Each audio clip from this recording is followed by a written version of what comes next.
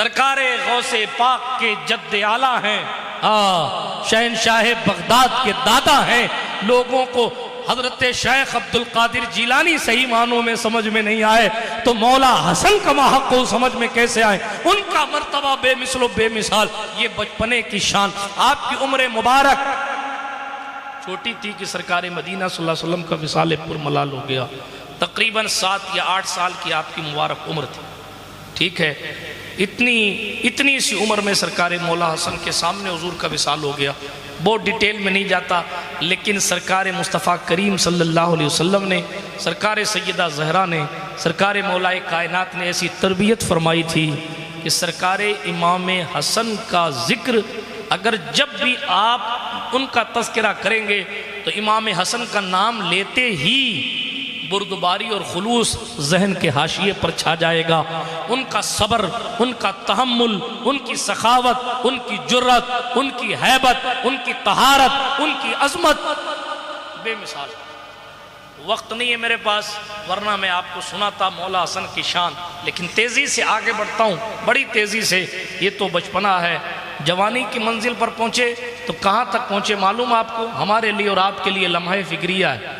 ہمارے یہاں تو مسئلہ یہ مولانا علی محمد صاحب اگر کسی سے کوئی غلطی ہو جاوے اور پھر وہ کہے کہ صاحب میں نے غلطی کی ہے تو ہم کہتے ہیں ہم تو کریں گے نہیں، معاف تیرے سے ہو جو کر لینا۔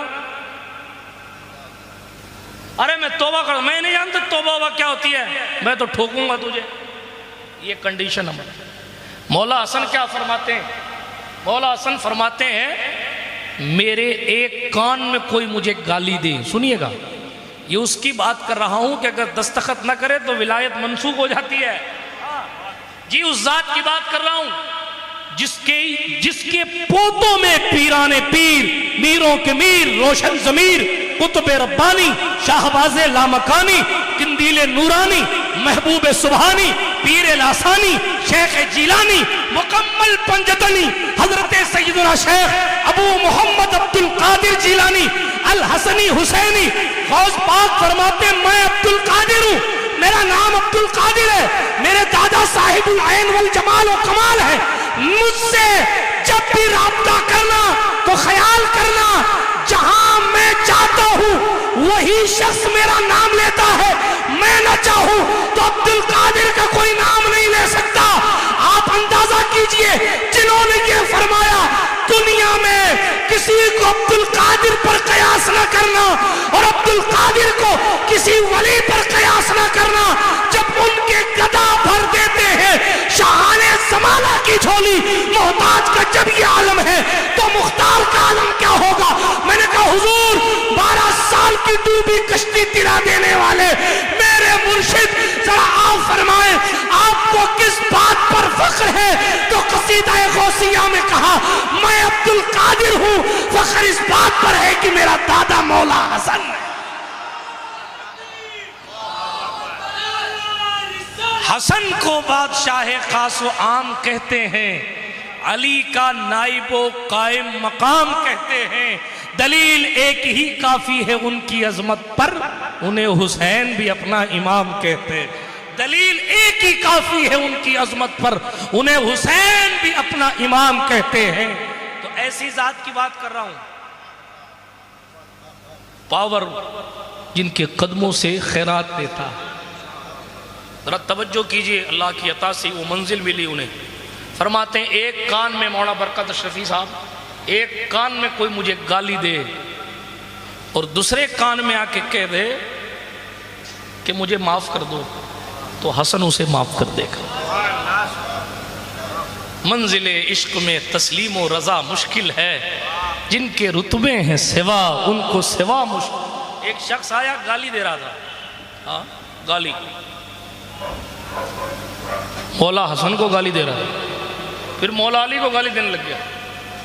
ٹھیک ہے، تلوار نہیں نکال لیا حسن والوں، بات بات پہ چکو نکال لیتے ہیں لوگ۔ کوئی جانے ساری طاقت اسی میں آ کے سما گئی ہے۔ خدا کی قدرت دیکھیں کیا حال ہو، ذرا توجہ کیجیے۔ گالی دے رہا ہے، باپ کو گالی دینے لگ گیا۔ اللہ الصمد۔ مولا حسن نے اپنے خادم سے پوچھا بھئی گھر میں چاندی ہے، کچھ پیسے ویسے رکھے ہیں؟ تو ہاں ہے۔ ایک پرات بھر کے چاندی کے سکے لائے گئے. کتنے؟ ایک پرات بھر. ادھر مولا حسن نے پوچھا بھائی تیری بیوی سے جھگڑا ہوا کیا؟ روایت میں نہیں ہوتا تو نہیں پڑھتا. تیری بیوی سے جھگڑا ہوا ہے جو یہاں آ کے گالیاں دے رہا ہے؟ کہا نہیں صاحب نہیں ہوا. ہم سے کوئی غلطی ہوئی؟ کہا نہیں کچھ نہیں. پیسے بھر کے دیے نا ایک تھال، اس ٹائم چاندی کا تھال بھر کے دیا. جیسے اس نے چاندی کا تھال دیکھا نا یعنی مال دیکھا تو اس نے کہا میں گواہی دیتا ہوں اللہ کی قسم آپ ہی رسول اللہ کے بیٹے ہیں. تو کہا بات کیا ہے؟ کہا میں نے بڑا سنا تھا کہ علی کا ایک بیٹا حسن ہے، اس کی بردباری اور اس کے تحمل کو دنیا سلام کرتی ہے. میں تو دیکھنے آیا تھا کہ رسول اللہ کی تعلیم کی کنڈیشن کیا ہے اور میں گواہی دے کے جا رہا ہوں خدا کی قسم آپ کو رسول اللہ کا شہزادہ ہونے کا حق حاصل. یہ مولا حسن ہے. کیا کیا باتیں ان کے حوالے سے عرض کروں. اس دور میں 25 حج پیدل فرمائے. اس ٹائم 25 حج پیدل. کسی نے کہا حضور سواری سے نہیں آتے؟ فرمایا مجھے شرم آتی ہے کہ میں اللہ کے حرم میں سواری پر بیٹھ کر آؤں. آج سیٹھ جی کرسی لگا کے بیٹھ جاتے ہیں کہ صدر تو اپنا ملنے والا، امام صاحب اپنے کو بولیں گے تو ان کو برخاست کرنے کی کوشش کرنے لگ جائیں گے. اور کرسی پر بیٹھ کر صاحب ایسے کہ فرشتے کوئی کرسی والوں کا صاحب پہلے سے لے کے جائے گا، ایسا لگ رہا ہے کہ اعمال اللہ کی پناہ. شرعی مسئلہ اور چیز ہے، حیا بھی اور چیز ہے. دعوتوں میں تو ادھر ادھر پھرتے رہتے ہیں، کہیں بھی بکرے کا گوشت مل جاتا ہے تو تشریف نیچے زمین پہ آ جاتی ہے. اللہ کے گھر میں آتے ہیں تو تھوڑا کمر دکھ رہی مل صاحب اس لیے ایسے. اللہ معاف کرے، اللہ رحم فرمائے. میں کسی پہ تنقید نہیں کر رہا، یہ تو بات آ گئی تو میں نے عرض کیا. وہ جس کو رسول نے گٹی دی، وہ جس کا نام جبریل آسمان سے لائے، وہ جس کے کان میں اذان رسول اللہ نے دی، وہ جس کو انگلی پکڑ کے چلنا رسول اللہ نے سکھایا، وہ جسے کندھے پر رسول اللہ نے بٹھایا، اپنی پشت انور پر رسول اللہ نے جسے بٹھایا. ہاں یہ وہی حسن ہے صدیق اکبر نے حضور کی جانشینی کا حق ادا کرتے ہوئے اپنے کندھے پر اسی حسن کو اٹھایا تھا. یہ وہی حسن ہے جن کو دیکھ کر ابو ہریرہ یا سیدی کہہ کر پکارتے. یہ وہی حسن ہے جن سے سرکار عمر ابن خطاب نہایت محبت کے ساتھ اور یا سیدی بعض مرتبہ کہہ کر کلام فرمایا کرتے تھے. اتنا اعلیٰ منصب ہونے کے باوجود کوئی گالی دیتا ہے تو پلٹ کر اس کو دعا دیتے ہیں. اسی لیے کہنے والے نے انہی لوگوں کو دیکھ کر کہا تھا رہے کہ فاقوں میں غریبوں کو کھلانے والے ایسے ہوتے ہیں محمد کے گھرانے والے. تشریف لے جا رہے تھے، دیکھا ایک بندہ کتے کے پاس بیٹھا ہوا ہے، آدھی روٹی خود کھا رہا ہے، آدھی کتے کو کھلا رہا ہے، آدھی خود کھا رہا ہے، آدھی کتے کو کھلا رہا ہے. امام حسن کو بڑا لطف آیا یہ دیکھ کر. پوچھا تیرا نام کیا ہے؟ اس نے نام بتایا. یہ زمین کس کی ہے؟ فلاں کی. تو غلام کس کا ہے؟ فلاں کا ہے. اس زمین کے مالک اور اس شخص اس غلام کے مالک کے پاس امام حسن پہنچے. فرمایا فلاں زمین تیری ہے؟ کہاں میری ہے. کہا فلاں غلام تیرا؟ کہاں وہ بھی میرا ہے. کتنے پیسے لے گا غلام کے آزاد کرنے کے اور کتنے پیسے لے گا زمین بیچنے کے؟ اس نے کہا کہ صاحب اتنے پیسے لوں گا. امام حسن نے فوراً اس کو پیسہ دیا اور فرمایا اب وہ زمین تیری نہیں میری ہے اور وہ غلام بھی تیرا نہیں میرا ہے.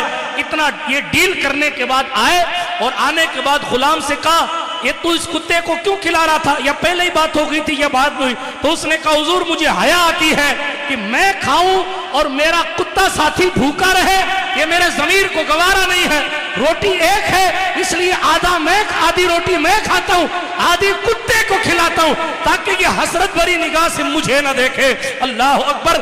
میں بہت سارے اس قانون کے پیش نظر اور بھی شادیوں وغیرہ کے